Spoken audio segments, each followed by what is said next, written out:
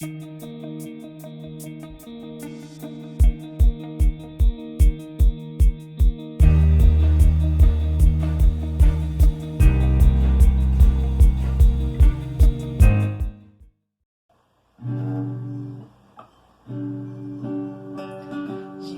Cristo mudou meu viver. Jesus Cristo mudou meu viver. É a luz que ilumina meu ser. Sim, Jesus Cristo mudou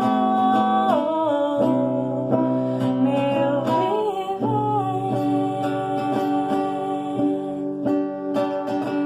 Diferente hoje é meu coração. Diferente hoje é meu coração. Cristo deu-me paz e perdão. Sim, diferente hoje é meu coração. E aí, galera, sejam bem-vindos a mais um intervalo bíblico da ET.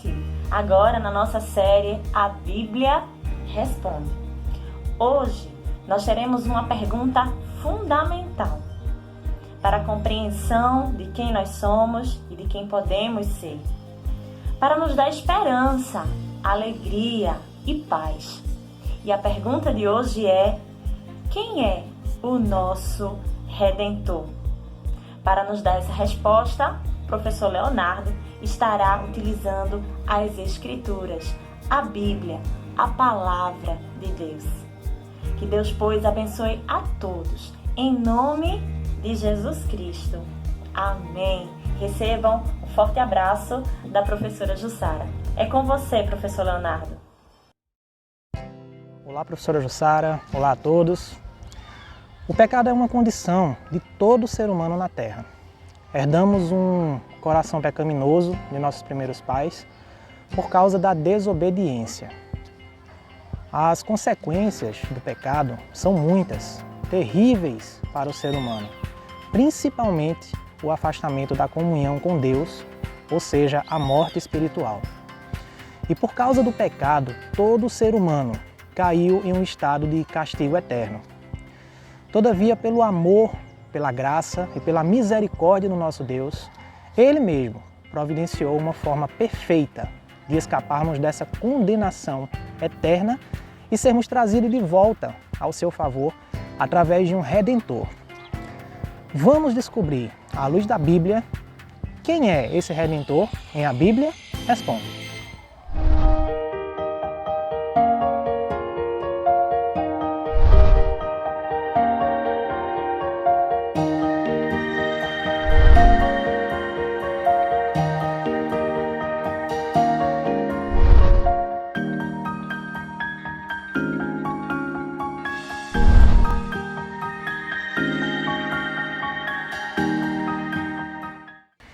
Quem é o Redentor? O único Redentor é o Senhor Jesus, eterno Filho de Deus, em quem o próprio Deus tornou-se homem e suportou a penalidade do pecado. Leamos o que nos diz a palavra do Senhor. Porquanto há um só Deus e um só mediador entre Deus e os homens, Cristo Jesus, homem. 1 Timóteo, capítulo 2, versículo 5. Vimos que, dada a nossa condição de pecadores, não existe nenhuma forma humana ou por esforço humano que nos limpe dessa triste condição. Vamos ler o que Paulo nos diz em sua carta aos Romanos. Que se conclui: temos nós qualquer vantagem? Não, de forma nenhuma, pois já temos demonstrado que todos, tanto judeus como gregos, estão debaixo do pecado. Como está escrito: não há justo, nenhum sequer. Não há quem entenda, não há quem busque a Deus. Todos se extraviaram, a uma se fizeram inúteis. Não há quem faça o bem, não há nenhum sequer. Romanos, capítulo 3, versículos de 9 a 12. Nem mesmo os sacrifícios que eram oferecidos pelos sumos sacerdotes no Antigo Testamento foram suficientes para limpar os pecados do povo definitivamente, tendo em vista que anualmente o sumo sacerdote, deveria oferecer sacrifícios pelo povo e inclusive por si mesmo. Vejamos alguns trechos que encontramos na carta escrita aos Hebreus. Entretanto, nesses sacrifícios faz-se recordação de pecados todos os anos, porque é impossível que o sangue de touros e de bodes remova pecados. Hebreus, capítulo 10, versículos 3 e 4.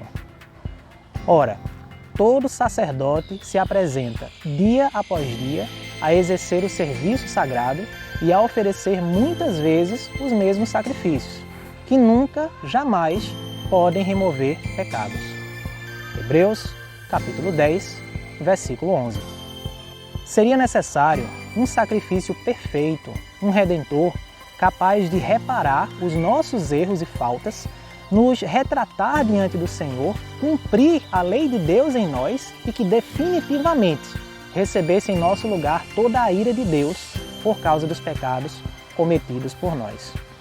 Essa providência jamais poderia vir de mãos humanas, mas somente do próprio Deus, em sua trindade como Pai, Filho e Espírito Santo, dentro do seu plano perfeito para redimir os seus filhos da humanidade caída. Leiamos as claras palavras de Paulo quando ele escreveu a Tito. Porquanto a graça de Deus se manifestou salvadora a todos os homens, educando-nos para que, renegadas a impiedade e as paixões mundanas, vivamos no presente século sensata, justa e piedosamente, aguardando a bendita esperança e a manifestação da glória do nosso grande Deus e Salvador Cristo Jesus, o qual a si mesmo se deu por nós, a fim de remir-nos de toda iniquidade e purificar para si mesmo um povo exclusivamente seu, zeloso de boas obras. Tito, capítulo 2, versículos 11 a 14. Por esse plano, Jesus Cristo, Filho de Deus, assumiu o solene compromisso de se tornar o fiador da raça humana. Essa foi a solução de Deus, a única e a melhor solução. Somente Jesus possuía as 3 qualificações essenciais a um Redentor, que são ser divino, ser humano, ser sem pecados. Por que o Redentor tem que ser verdadeiramente Deus?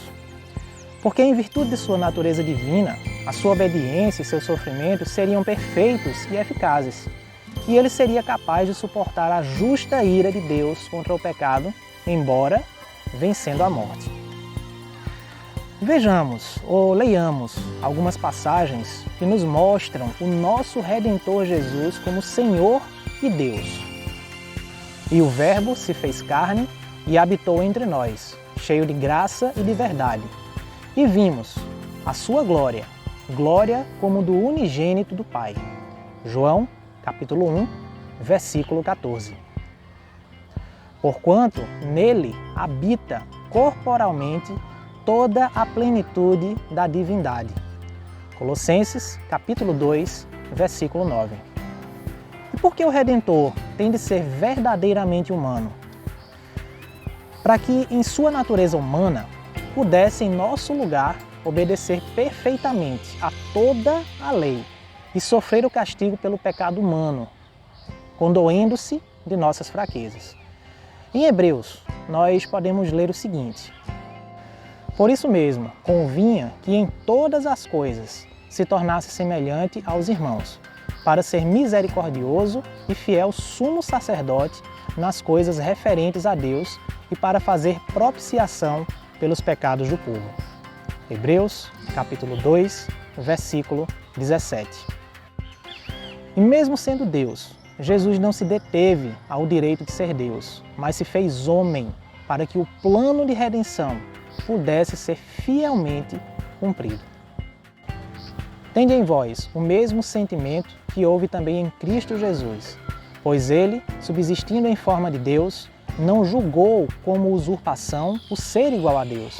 Antes, a si mesmo se esvaziou, assumindo a forma de servo, tornando-se em semelhança de homens. E reconhecido em figura humana, a si mesmo se humilhou, tornando-se obediente até a morte e morte de cruz. Filipenses, capítulo 2, versículos 5 a 8. E completando os requisitos, mesmo em sua natureza humana, sofrendo o que sofremos e sentindo o que sentimos, somente o nosso Senhor Redentor Jesus poderia cumprir toda a lei moral de Deus em nosso lugar, sem transgredi-la. Mais uma vez, vamos ler o que nos diz a carta aos Hebreus. Porque não temos sumo sacerdote que não possa compadecer-se das nossas fraquezas. Antes, foi ele tentado em todas as coisas, à nossa semelhança, mas sem pecado. Hebreus, capítulo 4, versículo 15. Só Jesus restabelece o nosso valor diante de Deus. Ele é o nosso Redentor. Ele veio e entregou a própria vida em nosso lugar. Ele se entregou inteiramente por nós, para ser, como diz a Bíblia, nosso Redentor, aquele que nos resgata. Mas eu pergunto, se Jesus já havia cumprido por nós toda a lei moral, fazendo a vontade do Pai, por que foi necessário que o nosso Redentor, nosso Senhor Jesus, morresse? Vamos responder a essa pergunta, mas só em nosso próximo encontro, pois a Bíblia responde. Até lá! Olá, meus queridos, estamos aqui mais uma vez reunidos para glorificarmos a palavra de Deus através dessa oração. Vamos colocar o nosso coração para meditar? Precioso Redentor, antes de começar o mundo, Tu me amaste, entregaste a Tua glória para suportar nossa vergonha. Glorificaste Teu Pai ao obedecer a Ele até a cruz. Tu mereces nosso louvor, gratidão e culto. Não merecemos esperança senão em Ti. Amém. Que as bênçãos do Mestre Jesus estejam sempre com todos vocês. Um grande abraço a todos.